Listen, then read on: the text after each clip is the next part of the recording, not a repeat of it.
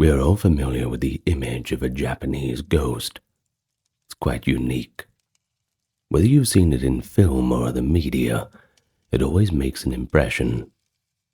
But that concept and aesthetic is not something made up in the modern era. It rather has deep roots, going far back into history. And so today, we're going to try and dredge them up on a deep dive into the ghostly traditions of Japan. A journey through ghost lore from ancient times up into the Meiji era. We'll trace how Japanese beliefs about spirits and supernatural beings evolved over centuries, involving folklore, religion, and history. Ghosts in Japan, often called yūrei, literally faint spirits, have long been a source of both fascination and fear. They appear in old myths, medieval war tales, and Edo Period kabuki plays, serving at times as moral warnings, and other times as thrilling entertainment. We'll encounter vengeful spirits of Onryō too, said to bring calamity on the living, that playful shape-shifting monsters called yokai that enliven folk tales, even compassionate ghosts that watch over their loved ones. And so as we journey from the age of the gods to the dawn of modern Japan, we'll also talk about how Shinto and Buddhist worldviews shaped these tales and how local superstitions varied from region to region. So get relaxed, settled in, and let's cross the threshold together, where the veil between the living and the dead is at its thinnest. Welcome to the channel. Bit of an exciting one today, isn't it? For those newcomers, I invite you to hit that subscribe button. It's right next to the like button. And thank you for those supporting on the Patreon and the people who checked out the merch store. Thank you very much. Now, with all that being said, let's get into the topic for today, nice and slow. Well, of course, before getting into the history, it's probably a good idea we clarify some key terms in Japanese ghost lore. There will be a few Japanese words, so I will quickly clear up their meanings first. You're going to hear yūrei a lot. It refers broadly to the spirit of a deceased person, essentially a ghost. Now, the kanji characters mean dim or faint soul, and that indicates something that lingers at the edge of the living world. Yūrei are analogous to Western ghosts. They are the disembodied souls of humans who, for various reasons, have not quite managed to move on peacefully. But yūrei is kind of a category, an umbrella term, and within this category, one infamous type is the Onryō, often translated as vengeful spirit. Onryō are the ghost of those who died with such powerful grievances, anger, jealousy, or a desire for revenge, that they return to wreak harm on the living.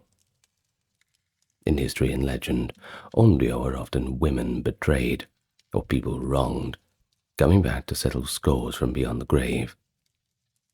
Well, we'll talk about some of them soon, from betrayed wives of Edo Period tales to ancient nobles whose angry spirits were blamed for plagues and disasters. But it's not all bad news. Like I said, yūrei is that umbrella term. Yokai, they're a bit of a contrast. It's a broader term encompassing all sorts of supernatural creatures, and not just human ghosts. The word yokai can be rendered as strange apparition or mysterious calamity, and it includes monsters, goblins, spirits of various shapes, from shape-shifting foxes to one-eyed goblins. Yokai often originate in folklore, and may never have been human to begin with. They can be either scary or comical, dangerous or benign. The classic yokai include tengu, mountain goblins with long noses or beaks, kappa, water-dwelling imps, or even oni, demons or ogres. Many yokai attack to specific locales or natural features. For example, kappas stay in the river, while the tengus hide in the forests. There is some overlap between yūrei and yokai. For instance, a mononoke in older usage is a general term for uncanny beings, and could either mean a ghost or a spirit that causes mysterious phenomena. Similarly, an obake simply means a thing that changes, often used for any shape-shifting spirit or ghost. So, just for clarity, in our exploration we'll use yūrei to mean human ghosts, whether peaceful or vengeful, and yokai to mean other folkloric creatures or apparitions. Another concept to note is the purpose or motivation often attributed to the ghosts. Folklore holds that yūrei do not usually manifest aimlessly. They have a specific goal or unfinished business that binds them to the mortal world. In many tales, that purpose is driven by strong emotion, sorrow, hatred, duty, or love. A classic belief is that a person becomes a ghost if they died harboring resentment, affection, or duty unfulfilled. For example, a slain samurai, one who was slain unjustly, might return as a ghost warrior to seek justice, or a mother who died, leaving young children, might appear to care for them from beyond the grave. Japanese ghosts seem to have a specific goal in mind, a purpose. If they are seeking out some person somewhere, they will find them, no matter what. Which is a bit of a scary thought, but okay. So later we'll see how Edo period theater even established rules for ghost behavior along these lines. And finally, it's worth noting the standard appearance of yūrei as depicted in art and drama.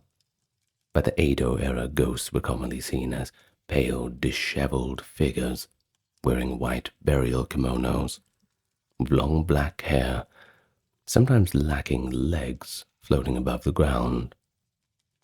This image, often with the ghost accompanied by eerie blue flames called hitodama, became iconic through ukiyo-e woodblock prints and continues to influence how we imagine Japanese ghosts today.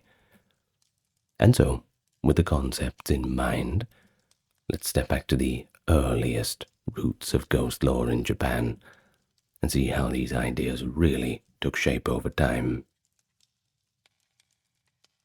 The origins of Japanese ghost lore reach deep into the ancient world, long before written records.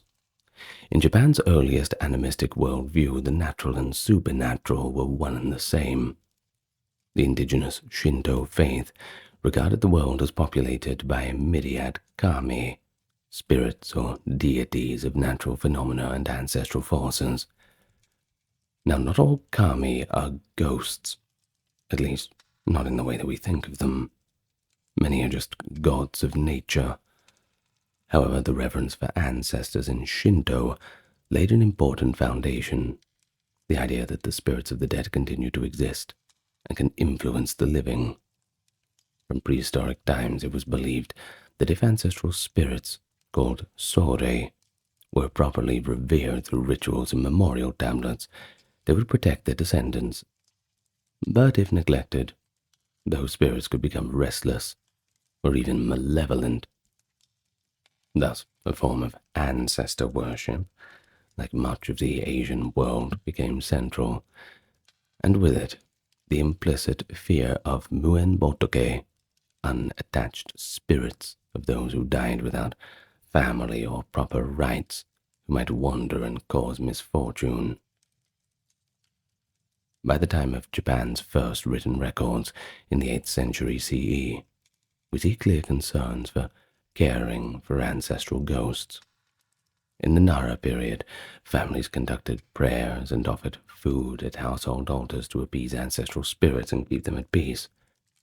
A neglected spirit was thought to become a gakki, hungry ghost, as they call them, suffering in the afterlife and bringing suffering to its kin.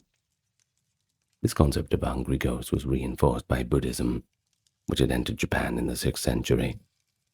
Buddhism brought with it a rich tapestry of ghost lore from China and India, including hells teeming with tormented spirits. The Buddhist cosmology described preta, beings doomed to ceaseless hunger and thirst due to their karma, a notion that merged with the local ideas of an unappeased dead. Thus, early on, Japanese saw certain ghostly apparitions as signs of a soul not properly guided or relieved through ritual. But there was a solution: devotions and sutra readings to send off the dead, a practice that continues in the Obon festival each summer, by the way, where lanterns are lit to guide ancestors back to the other world after their visit among the living. Interestingly, even indigenous minorities like the Ainu had their own ghostly beliefs that predate and parallel mainstream Japanese lore. The Ainu, who traditionally lived in Hokkaido and the north — Hokkaido is that big island up to the north, by the way — believed in spirits called takup, essentially ghostly doubles that embodied a person's dark or evil side, a yin to the yang. Think of it like that. A takup could leave the body during dreams, delivering messages from the dead or leading the person on a spiritual journey. But there was a risk. If the dreamer awoke before the spirit returned, the person might actually die, and nobody wants that. This idea that part of one's soul could detach and roam like an astral projection resonates with Japanese notions of the ikkiryo, a living ghost. Ikkiryo is a living person's spirit that temporarily leaves the body, often driven by intense emotions like jealousy. And as we'll see, such living spirits play a role in the classical tales of the Heian era. The Ainu takup belief underscores that the concept of the wandering soul was present in Japan from very early on, even outside of the imperial center. But one of the earliest recorded ghostly tales in Japan comes from the Kojiki, the record of ancient matters in 712 CE, a compilation of myths. Or are they? Well, it's up to interpretation, I suppose. But we'll keep calling them so. In this creation myth, after the goddess Izanami dies and descends to the land of the dead, her husband Izanagi goes to retrieve her. But he doesn't find what he thinks he'd find. She has in fact transformed into a rotting corpse in the darkness.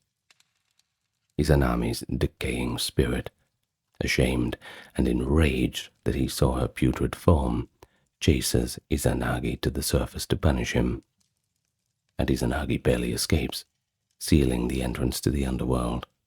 And Izanami's voice thunders from behind the boulder that she will claim 1,000 lives a day in revenge. Izanagi retorts that he will ensure 1,500 births a day to offset her curse. Hard work for Izanagi.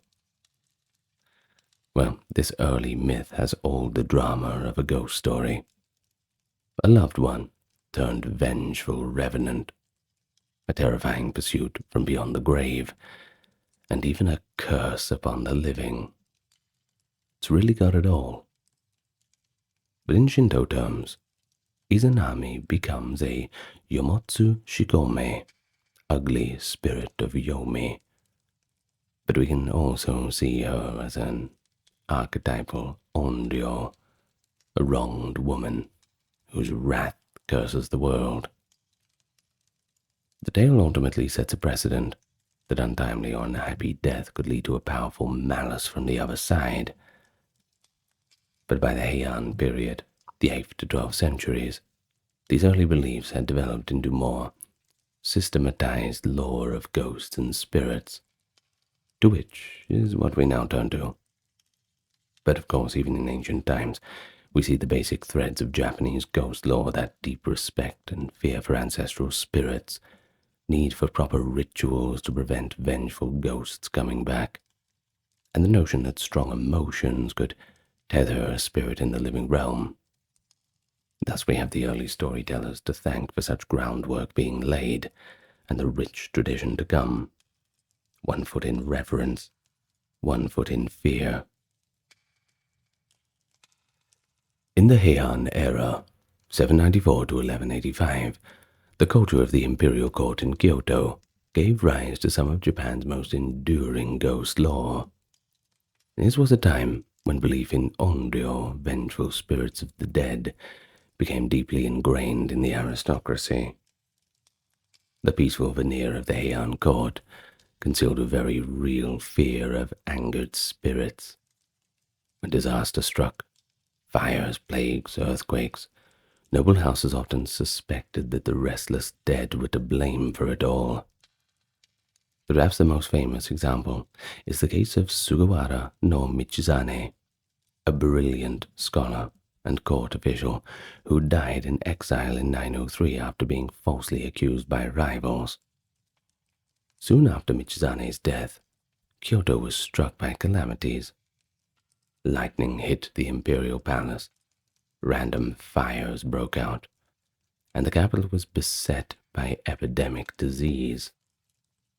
Of course, 1 + 1 = 2, doesn't it? And many believed that these were the wrathful acts of Michizane's Onryō, taking revenge on the regime that had wronged him. In response, the court took extraordinary measures to appease his spirit. They posthumously restored Michizane's titles, and in 947 even enshrined him as a god at Kitano Tenmangu Shrine in Kyoto. The once disgraced official was now worshipped as Tenjin, a deity of learning. Hopefully that will placate his angry ghost. Well, this pattern, a wronged soul causing chaos until appeased, became a template in Japanese history. Michizane's vengeful ghost, along with those of the rebel Taira no Masakodo and Emperor Sutoku, we'll talk about them soon, is remembered as one of the 3 great Onryō of Japan. But legends like these highlight a Heian belief that powerful people could become powerful ghosts. Another famous Onryō was one we just mentioned, Emperor Sutoku. Sutoku died in 1164 after a bitter conflict. The Hogen rebellion left him deposed and exiled. After his death, rumors spread that Sutoku had sworn to become a malevolent spirit. Indeed, in the decades following, warfare and disorder rocked the land. We're talking about the Meiji Rebellion and then the Genpei War, and many whispered that it was Sutoku's curse at work. In Ueda Akinari's later tale, Shiramine, the ghost of Sutoku laughingly claims credit for causing the wars and vows further vengeance. The fear of Sutoku's Onryō was so intense that centuries later, during the Meiji era, the government actually absolved and reburied him with honors to calm any lingering spirit. Well, whether or not ghosts truly caused Kyoto's storms or Japan's wars, the Heian court certainly acted as if they did. But apart from the grand curses, the Heian period also internalized ghost beliefs in more intimate ways. Spirit possession was a common explanation for sudden illness or emotional outbursts, especially among the nobility. The classic novel The Tale of Genji from around 1008 features a famous episode where Prince Genji's wife, Aoi, becomes mysteriously ill. It is revealed later that she is possessed by the wandering spirit of a lady Rokujo, Genji's spurned former lover, whose jealousy unconsciously projected her soul out of her body. That's right, Genji's ex-girlfriend, coming back to haunt the new one. Now that's complicated. That's a real horror story. Well, in this story, Lady Rokujo's living ghost is so angry that it inadvertently kills Aoi. It's a haunting betrayal, that's for sure. Intense emotions, even in the living, could produce ghostly phenomena. It wasn't only the dead who could haunt you. Even the living could if their attachment or grudge was strong enough. Courts kept Onryō, masters of yin-yang divination and exorcism, on hand to perform rites in cases of spirit possession. These court occultists would recite sutras or use talismans to expel evil spirits or pacify angry souls. Literature from the period, such as Nihon Ryoiki in 822, and later Setsuha collections, are filled with accounts of vengeful ghosts and successful exorcisms, reflecting an acceptance that the spirit world constantly intermingled with the living. Meanwhile, outside the palace halls, popular ghost stories in the Heian era began to circulate, some of which were eventually written down in collections, like the Tales of Times Now Past from the early 12th century. These tales give us a glimpse of how common folk and samurai of the times imagined ghosts. One eerie story from the Tales of Times Now Past tells of a samurai who leaves his faithful wife for another woman. After many years, he grows regretful and returns to his former home, finding his wife is still there, waiting and gentle, showing no anger at his betrayal. They spend the night together, the wife quietly forgiving. This is a fantasy, isn't it? But in the morning light, the samurai discovers that he had slept next to a decayed corpse, with nothing but bits of flesh clinging to bone wrapped in long black hair. He flees in horror and asks the neighbor what happened to the lady at the house. The neighbor replied, "Her. She was abandoned by her husband long ago and died of an illness brought on by her sorrow. Because there was no one to care for her or give her a funeral, her body lies still where she died." Now that's a pretty chilling anecdote, isn't it? It's often called the black hair story, a classic yūrei tale. A woman's love and agony anchor her ghost to the world, resulting in a haunting that is both heartbreaking and terrifying. A tragedy in the typical Asian story fashion. But it also illustrates a moral common in ghost lore. Neglect and betrayal can have dire consequences. So the moral of the story is, don't do it. By the late Heian period, Japan was certainly no stranger to ghostly encounters. Whether among courtiers or commoners, the notion of goryō-e, ritual ceremonies to placate angry spirits, became institutionalized. Festivals were held to soothe the souls of those who died tragically or with resentment, in hopes of preventing supernatural retribution. We see here a fascinating dynamic. Ghosts were feared, but also respected.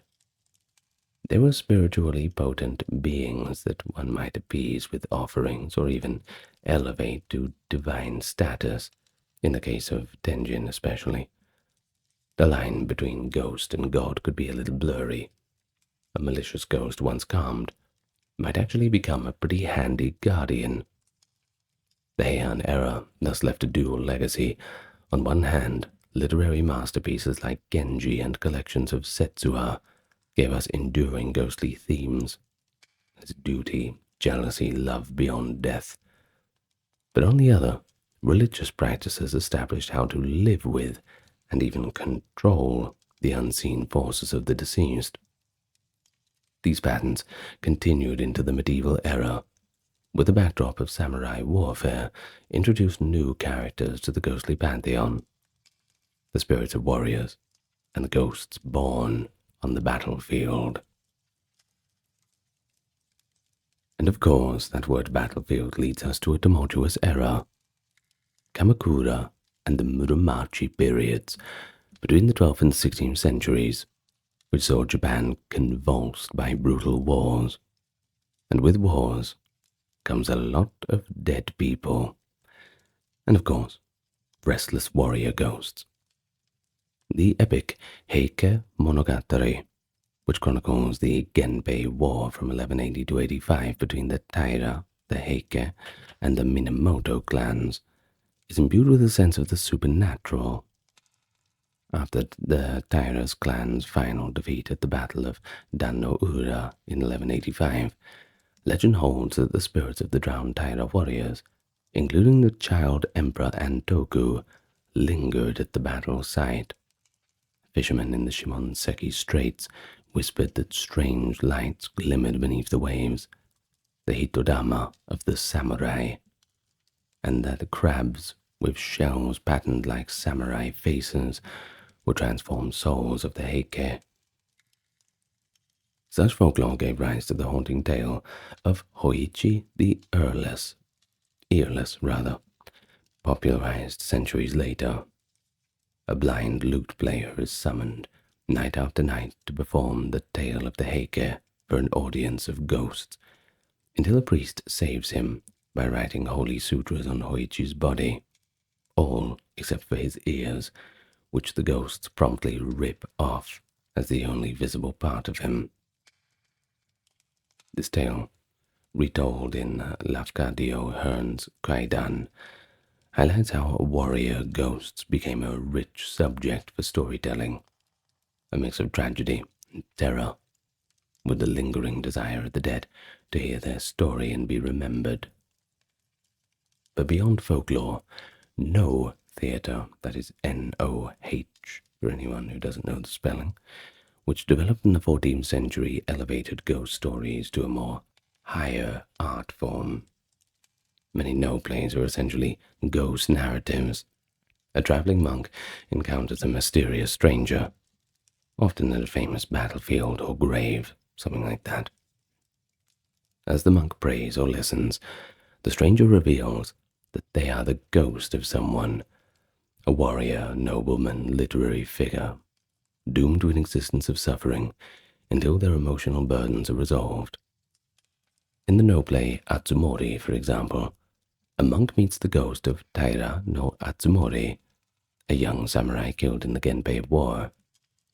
Through the monk's prayers, Atsumori's spirit finds some release from its sorrow. No's restrained, elegant format bellies the poignancy of these ghostly encounters. They are often about the pathos of the dead, the Buddhist idea that detachment causes spirits to remain earthbound.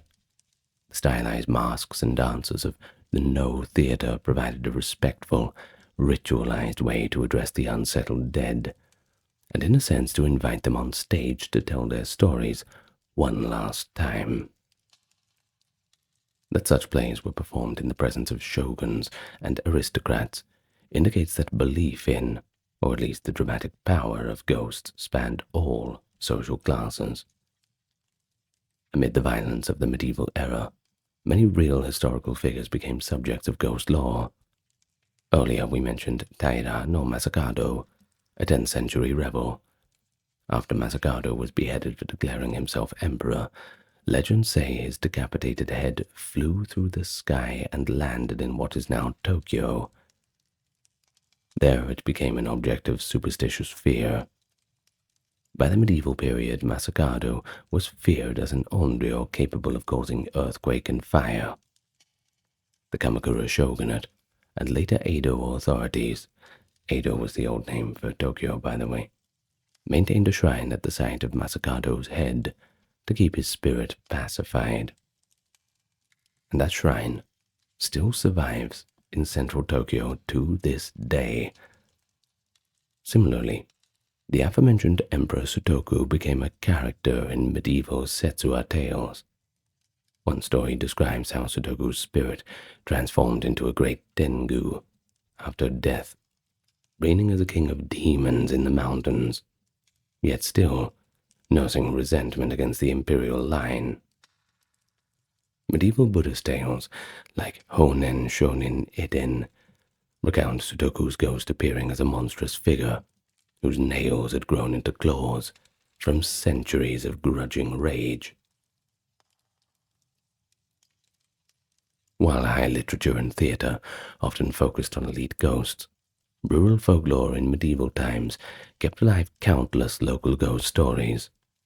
We hear of Ubume, the ghost of a mother who died in childbirth, seen cradling a baby and seeking help for her child. Villagers in various provinces told of Jibakure, spirits bound to a specific location, such as a certain tree, rock, or old well, who would appear to a passer-by. A 14th century anecdote from Nara, the speaking skull, for instance, tells of a kindly monk who finds a skull on the roadside and gives it a proper burial, only to be visited that night by the grateful ghost of the skull. And that's proof that not all ghosts were vengeful. This one just wanted to say thank you, and some sort, nothing more than just proper respect due to the dead. Well, this moral, that showing compassion even to a discarded spirit, can bring blessings, echoed Buddhist values, and was a common theme in Setsuya, anecdotal tales, that is, of the time. And so by the end of the medieval period, Japanese ghost lore had accumulated layers of complexity. There were the mighty Onryō of nobles and warriors who had become almost cult figures. There were the intimate ghosts, too, of love and family in literature, and the pious tales of salvation for troubled souls. They could be horrific or heartrending, instruments of cosmic justice or pitiful beings in need of salvation.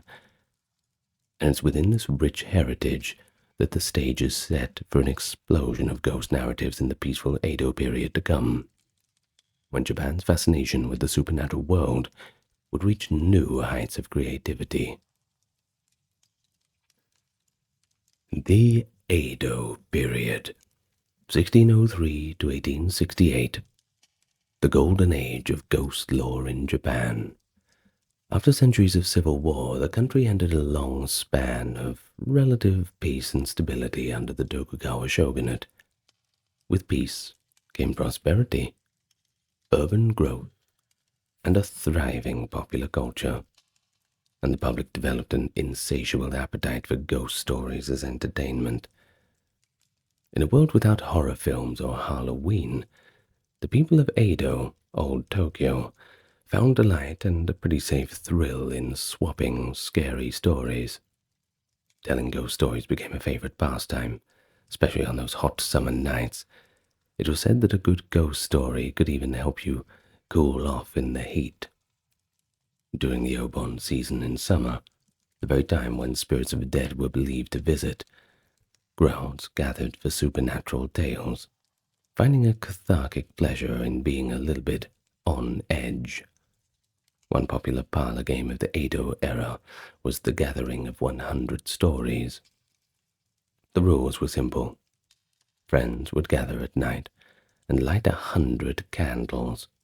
Each person in turn told a strange or ghostly tale, then blew out a candle. As the room grew progressively darker, the tension rose. It was said that when the last candle was extinguished after the 100th story, something supernatural, perhaps a ghost summoned by the stories, would actually appear in the darkened room. Well, the gathering of 100 stories was immensely popular in the 17th and 18th centuries. Whether people truly completed all 100 of the stories is pretty unclear, as that must have been quite a late night, I'm sure you can imagine. But numerous references in woodblock prints and literature suggest that the game was widely enjoyed. The game also had a direct impact on literature too. The demand for so many stories spurred writers to compile kaidan, collections of strange tales, so that participants would have some material. Writers traveled to the provinces, collecting local ghost lore to publish, feeding a boom in ghost story anthologies. Two famous collections from Edo are often cited.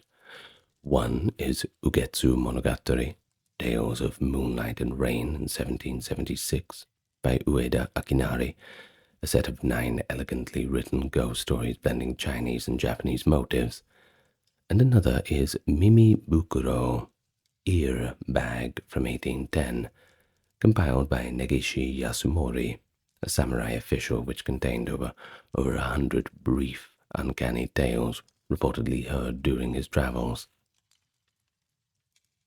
These works preserved a vast range of folklore, from yokai encounters in far-flung villages to true crime ghost tales in the city. It was in the Edo period that many of Japan's most famous ghost stories took their definitive form on page or stage. Edo's popular theater forms, kabuki, live-action theater, and bunraku, puppet theater, also embraced the supernatural. Ghost-themed plays became pretty big hits, especially in the sweltering summer months, when theaters would literally advertise them as chilling. In fact, kabuki had featured ghostly characters since its early days, but censorship and decorum often required that ghosts only be presented in a moral context, for example as cautionary tales. However, by the 18th and 19th centuries, audiences relished the pure horror and drama of these ghostly revenge stories.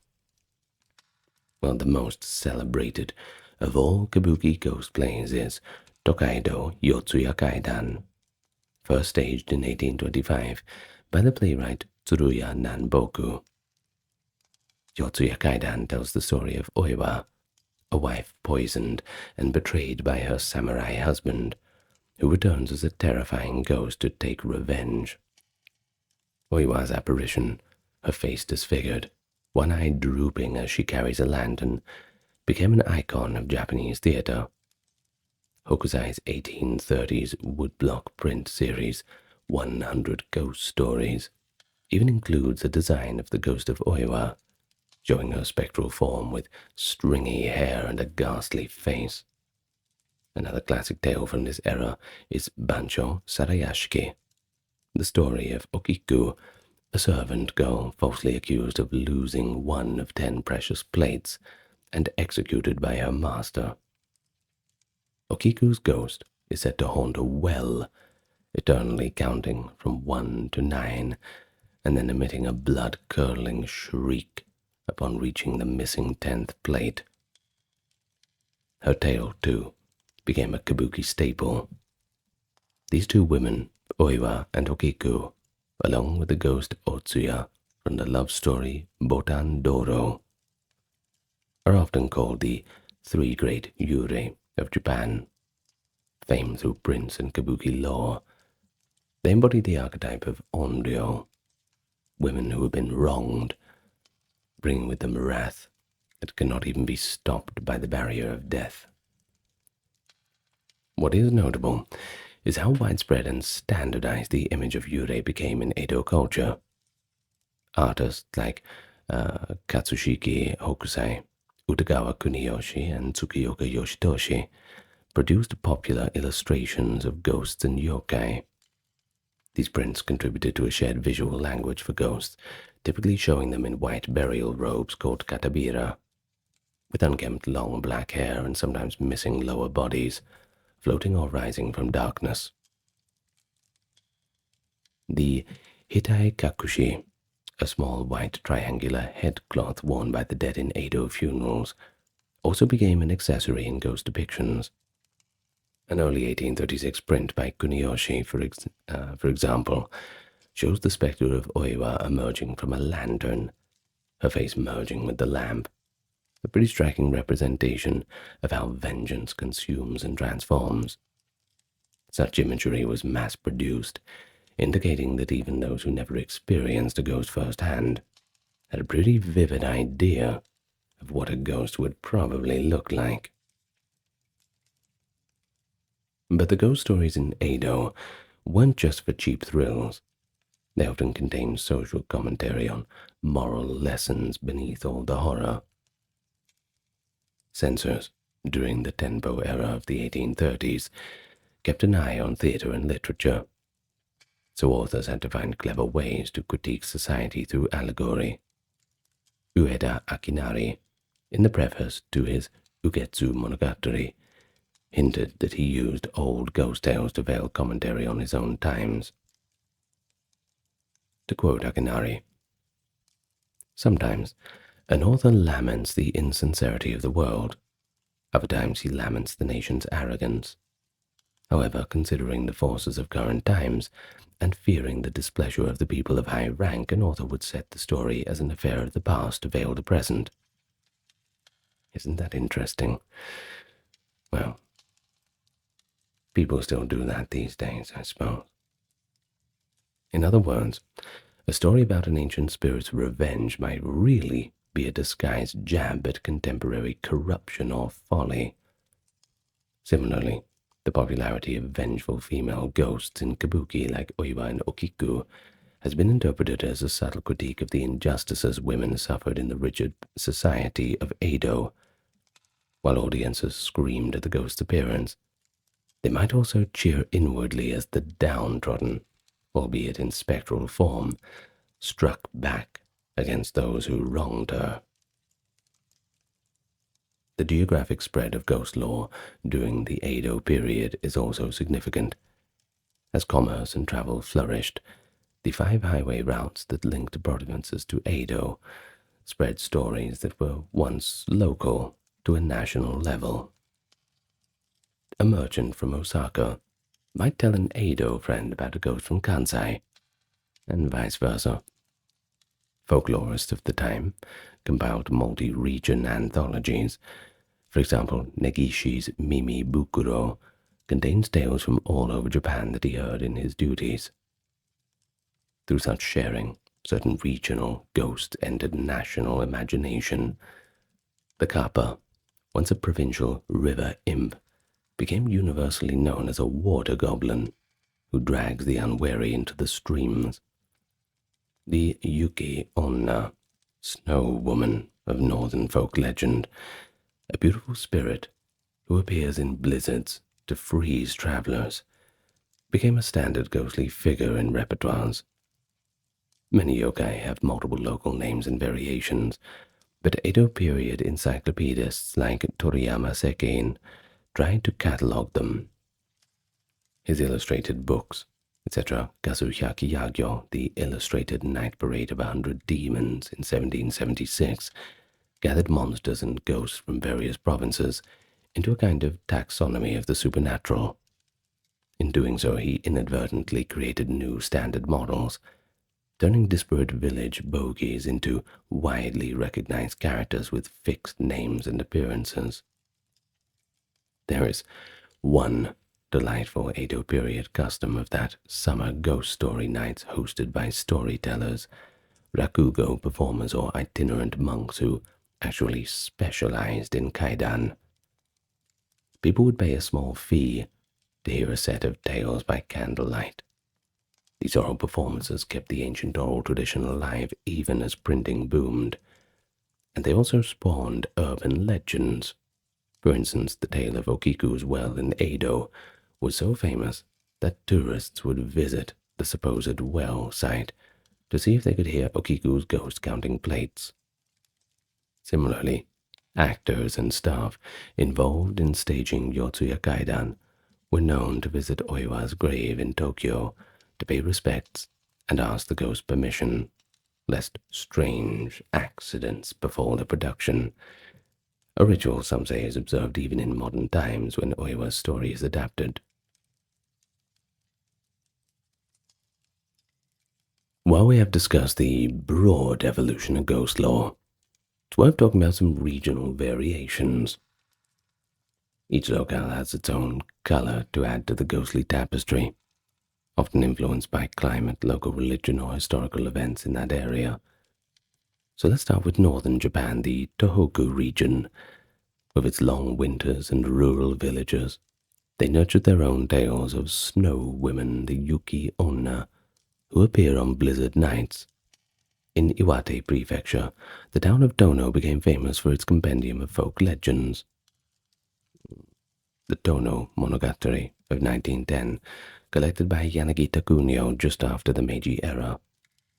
It all included many ghostly happenings, and one well-known Tono legend is the Zashiki Warashi, a ghost of a child that haunts old farmhouses. But far from frightening, it's usually a playful spirit bringing good luck to the home and its inhabitants, provided the family acknowledges it.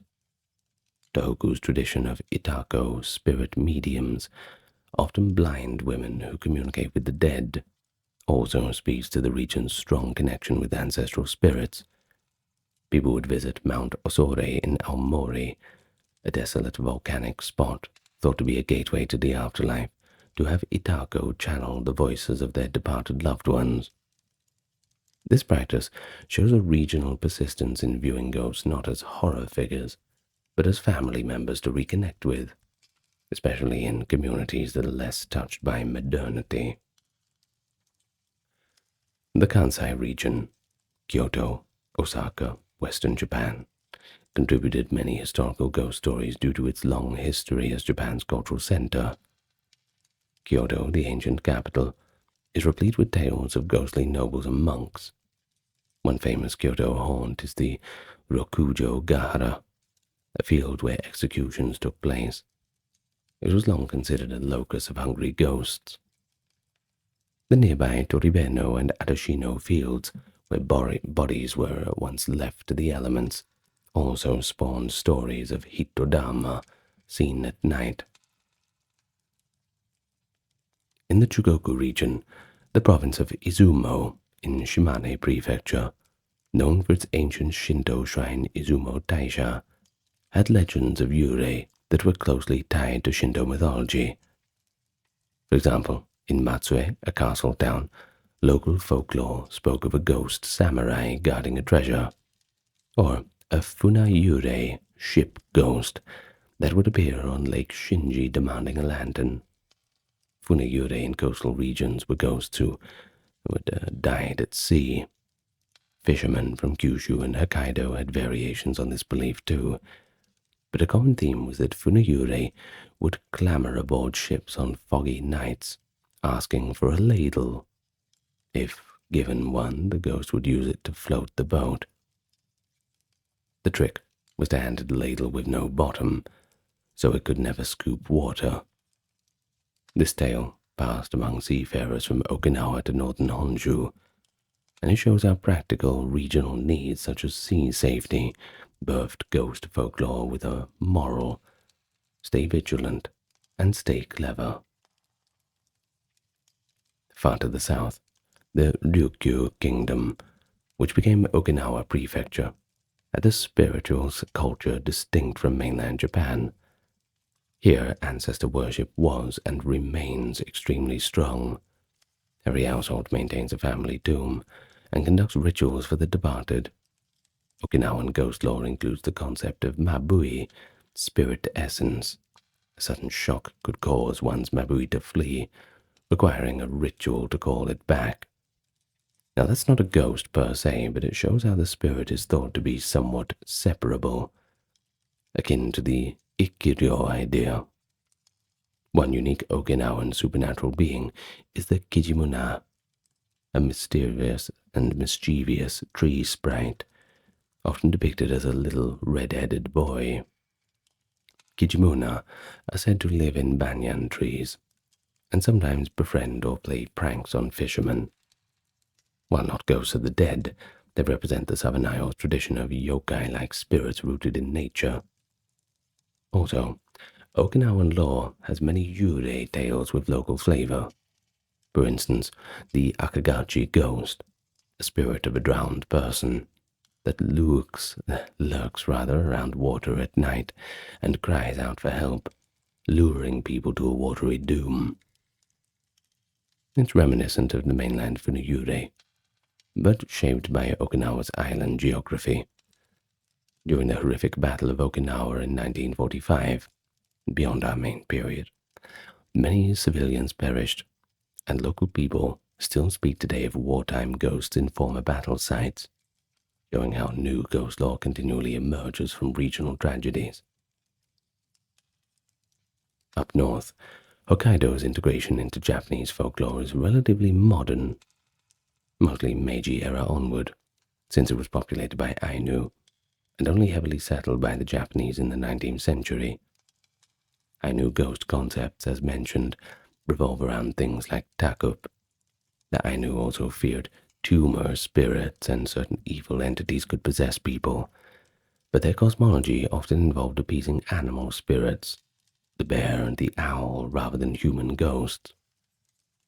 As Hokkaido became part of Japan, Japanese settlers likely brought their own tales with them. Thus, one finds Hokkaido versions of common stories, like adaptations of Okiku's Well or local haunted inns that were imported from Honshu.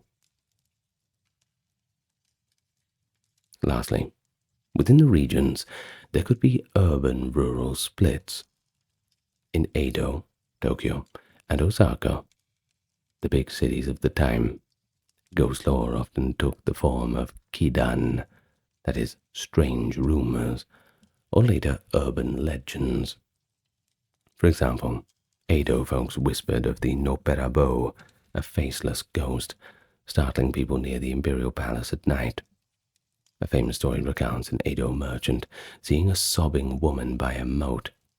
When he tries to help, she reveals her face has no eyes, nose, or mouth, causing him to flee in terror. Fair enough, so would I. This story, Mujinna, became a classic Edo legend of a shape-shifting yokai in the city. In contrast, rural ghost stories might focus on local figures. The old miller's ghost still walks in the riverbank, or cautionary tales tied to specific sites, a shrine or a certain forest path. For instance, villagers in the Japanese Alps had tales of the Yamauba, a mountain witch who preys on travelers, clearly a product of remote wooded areas. Each village often had its own scary tale passed down, and that gives a rich local texture to the broader themes that we've discussed. And so we head into 1868, with the Meiji Restoration swept away the old feudal order and modernized Japan. This transition profoundly affected all aspects of culture, and of course that includes ghost lore.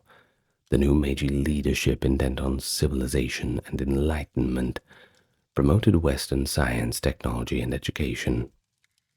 Supernatural beliefs came to be seen by many in power as backward or, frankly, embarrassing, relics of a superstitious feudal past. As Western rationalism gained prestige, Japan's intellectual elite grew skeptical of the old ways. During the Meiji era, there was a concerted effort to cast off what was termed as superstitions. Ghosts, yokai, and old folk tales were often dumped into this category. Many scholars and educators insisted that such stories were fine for the ignorant or for children, but had no place in a modern nation. Publications of kaidan collections, which were so prolific in Edo times, were either waned off or relegated to niche presses. Indeed, some early Meiji writers openly criticized the popularity of ghost stories. They argued that indulging in ghostly tales hindered progress, equating it with illiteracy or lack of scientific thinking, and government policies reflected the rationalist bent. For example, in 1873, the Japanese government temporarily banned performances of namahage, a New Year's ritual in Akita involving demon-like figures scaring children, as superstitious practices, though the ban was later lifted when the cultural value was recognized. Similarly, local festivals that placated spirits or yokai were sometimes discouraged in favor of more rational observances. The separation of Buddhism and Shinto in the early Meiji period, part of establishing state Shinto, also inadvertently reduced the syncretic folk practices that dealt with ghosts, like Buddhist prayer rites for ancestors. However, it's important that we note that ghost lore did not disappear among the general public. Ordinary people still told the stories and attended the gatherings, even if the elite journals wouldn't publish them. In fact, the late 19th century saw a nostalgia for the disappearing Edo culture, and with it, ghost stories found a new champion. Strangely enough, a foreigner turned naturalized Japanese, Lafcadio Hearn, known in Japan as Koizumi Yakumo. Hearn arrived in Japan in 1890 and developed a keen interest in preserving old folk tales and ghost stories at a time when few Japanese scholars took them seriously. Yeah, sometimes it takes an outsider. Well, he wrote articles and books in English celebrating Japan's rich ghostly heritage, and in 1904 he published Kaidan, Stories and Studies of Strange Things, a collection of translated Japanese ghost stories that effectively introduced the Western world to yūrei and yokai. Ironically, Hearn's works also reawakened Japanese appreciation for their own folklore. His recounting of tales like Mujina, the faceless ghost story from Edo, and Yuki Onna, the snow woman, showed that these artful narratives were something worthy of pride, nothing shameful about them. It's thanks to efforts like Hearn's that many Edo period ghost tales survived the rush toward modernization. Toward the end of the Meiji era and into the Taisho era, there was a kind of revival of interest among folklore. Native scholars like Yanagita Kunio began collecting and systematizing Japan's folk traditions, ghost lore included. Yanagita's foundational work in 1910, that is Tono Monogatari, and beyond, essentially saved countless local legends from oblivion. He and others established folklore studies as an academic field, legitimizing the study of peasant beliefs and oral traditions. Ghost stories thus entered universities, not as real supernatural accounts, but as cultural artifacts reflecting the psychology and values of the people. On the popular front, ghost stories adapted rather than vanished. The Meiji era saw the emergence of new media, newspapers, magazines, and eventually even cinema, which found new ways to talk about the ghost themes. For instance, ghost storytellers like the rakugo performer Sanyude Enjo adapted their acts into written literature. Enjo's written version of Botandoro in 1884 became the definitive text for that old tale of ghostly love. Meanwhile, newspapers occasionally reported on alleged ghost sightings, though often with a skeptical tone. Either way, it certainly piqued the reader's interest. The tension between belief and doubt became part of the fun. A rationalist might say, I don't believe in ghosts, but I won't go alone into that haunted ruin. It certainly captures a society in transition. And by the end of the Meiji era, Japan had not purged its ghost. Far from it. They had been forced off the main stage for a time, but they found new life in different forms. Perhaps, in a way, coming back for vengeance. In fact, with the dawn of the 20th centuries, ghosts in Japan were poised to make a comeback in fiction and art, now as conscious cultural heritage and horror genres. Authors of the modern period, such as Izumi Kyoka and Akutagawa Ryunosuke, would write ghostly tales with fresh literary twists, and Kabuki's ghost plays would remain staples. All that groundwork, laid by the Meiji folklorists, ensured that the old stories would never really die.